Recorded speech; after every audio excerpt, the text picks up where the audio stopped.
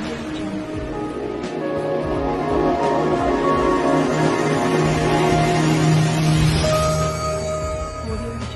welcome to everyone present here. In today's video lecture series, I am going to present on the topic DD based content delivery on the topic Geopolymer Concrete. So before moving to the topic, let's recall what is Geopolymer Concrete. Geopolymer Concrete is a type of concrete in which the cementitious materials are replaced by fly ash, brown granulated blast furnace slag, etc. in order to reduce the carbon footprint and also to reduce the demand of availability of cementitious material in production of concrete. So we can use less amount of cement in the case of geopolymer concrete. So that brings in economy in the cost of construction, and also high performance is ensured with the use of geopolymer concrete. Over to the team for further explanation about geopolymer concrete. Niranjana will explain how the various stages of design thinking is adopted, and empathy stage will be explained by Niranjana. So hi guys. So the problem statement based on geopolymer concrete is how to develop a concrete without cement and with high performance and reduce carbon footprints. So the possible solution will be without using no Portland cement, then using industrial waste such as fly ash, slag and metakaolin, and curing may require mild heat depending on the mix we create. So the definition will be a geopolymer concrete is an inorganic polymer binder based concrete which incorporates byproducts such as fly ash which react with alkaline activators to form a hardened cement-free concrete. Let me explain about the materials used in the geopolymer concrete.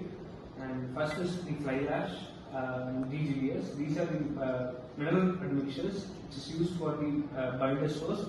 And sodium hydroxide and sodium silicate, which is initiate the polymerization. And fine aggregate, coarse aggregate is the volume, stability and strength.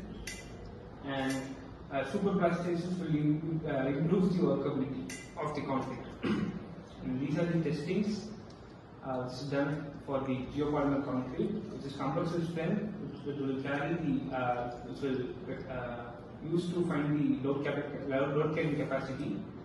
And split tensile strength is used to find the tensile behavior. Flexural strength test is used to find the bending performance and water absorption test. Acid sulfate resistance is used to find the durability, and setting time of cement is used to effect of activated concentrations, and high curing study strength gain versus curing temperature. So coming to advantages, the carbon emission is reduced up to 60 to 80%, which reduces the carbon footprint, and high early strength even at ambient or mild heating curing. And excellent resistance to chemicals, sulfate and acid attacks, which is perfect to be used in coastal areas.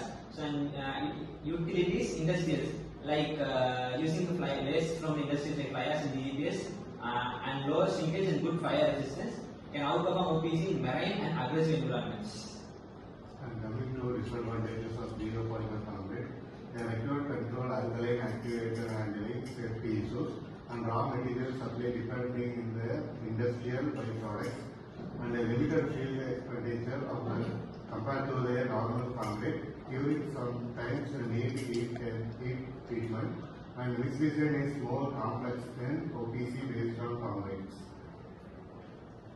Okay, let's summarize the topic we have discussed. So that is geopolymer concrete. We have learned the definition and composition of geopolymer concrete. That is the prototype, that is the mix design what we have adopted in the production of geopolymer concrete. And why polymer concrete is used nowadays in order to improve the various characteristics of concrete. And the materials used, testing and evaluation, that is one of the design thinking phase. Also advantages and disadvantages we have learned in the previous slides. So thank you for listening to this video. Let's meet again in another video. I hope this video would be useful for you in knowing about geopolymer concrete. Thank you.